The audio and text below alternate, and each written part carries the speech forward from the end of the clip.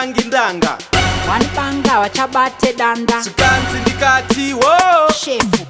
wani munhu anopenga zviri organized kupenga kuri well arranged vanchoda wani munhu pakugona ari baptized neatira kevari amazed deflex wani munhu anopenga zviri organized kupenga kuri well arranged vanchoda wani munhu pakugona ari baptized neatira kevari amazed deflex aita mbiri muchinda ari energized ari mufashani oversized vamwe voti munjere haasi stabilized ukazomuziva you be so surprised vanchoga pakuita zvekupenga akapenga achingotanga kupenga vakutenga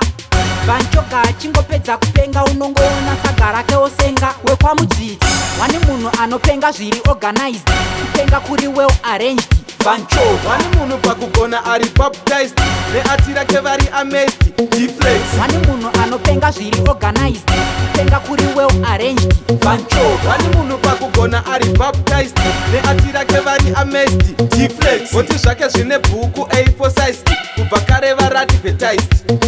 malirika vanonyora ari penalized neskiriri ripersonalized deflex akaona tsaona akaimba tsaona ikatamba tsaona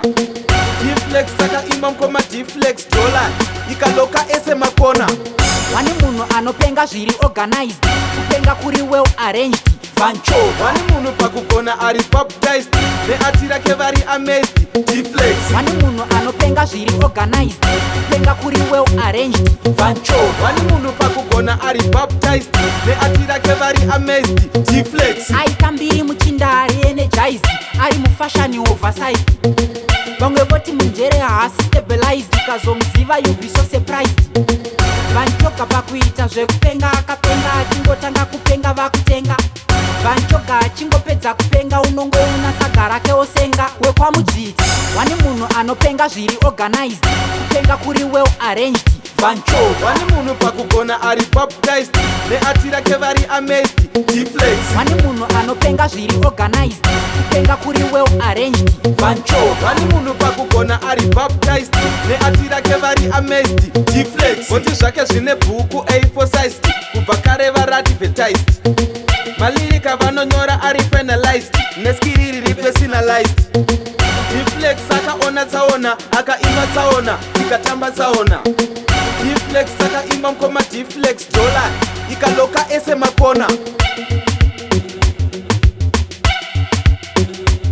vanchoga deflexi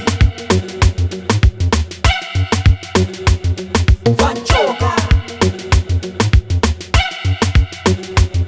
deflexi